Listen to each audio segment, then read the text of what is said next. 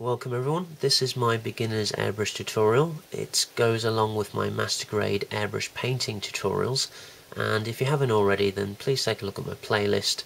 You'll see I have an intro video to this explaining the sort of whole concept and what I plan to do with this beginner's series, and indeed you can also have a look at my master grade airbrush painting series at the same time. In these first few videos I'm going to talk about some pretty basic and perhaps boring things.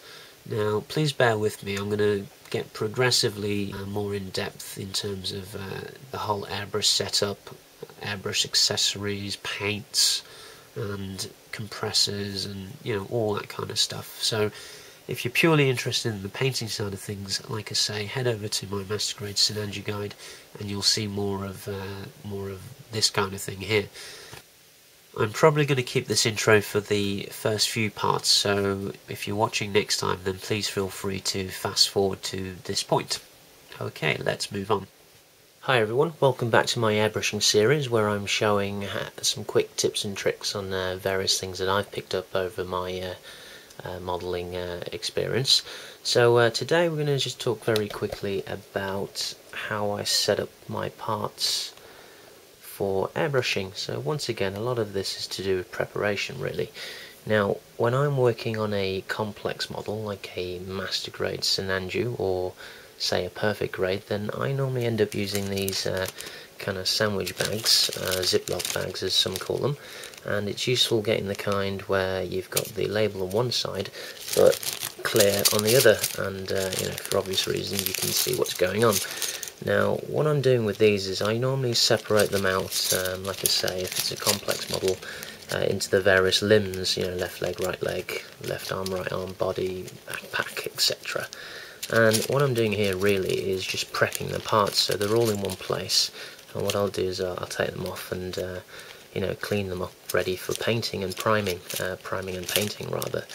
And the reason I have them in separate bags is because when if you're building master grade kits, Bandai master grade kits, then they can be quite intricate with the amount of parts. So it just means it keeps them into a manageable size. And I don't know about yourself, but when I'm airbrushing, then I'll never get around to doing all of this in one go. So doing it this way kind of makes it into a gives me manageable chunks to do at a time really. So just to give you an idea, then this is what I'm doing really. So these I've already taken out all the main components for the left and right arms. I've left some of the small yellow pieces to deal with afterwards. But really, I find this quite a useful little thing to do, and it just helps you keep organised. Now, there's also another little tip I can add is when you've got really small pieces, like these are the kind of umbilical cords that go around the waist of the Sinanju, and inside there is a spring, and they've got all of these tiny little parts that kind of wrap around and give it that kind of moving real feel to it all, realistic look to it all. And because they'll just pop out and go everywhere, then what I do is just get a bit of tape and bind them all together so they don't move around, and we can deal with those at a later date. And similarly, something else I have here, like the body and head parts, then any tiny little parts like this, which is the mono eye for the Sinanju, then it's a good idea to just get a bit of tape and wrap it around that so you make sure you don't lose it. So that's all I have to add in this video, and I'll look forward to seeing you in the next video. So if you like this video, please press like and subscribe, and that will keep you updated with all the various parts that I'm going to be coming up with.